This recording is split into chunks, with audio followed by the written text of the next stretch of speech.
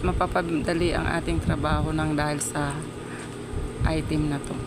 So, check out na rin kayo. Kung isa kayong mananahi, alam nyo kung paano gamitin ito. Ako nagtataka din ako dahil nito kasi ang ginagamit naming folder yung put lang, yung pangdiliw lang.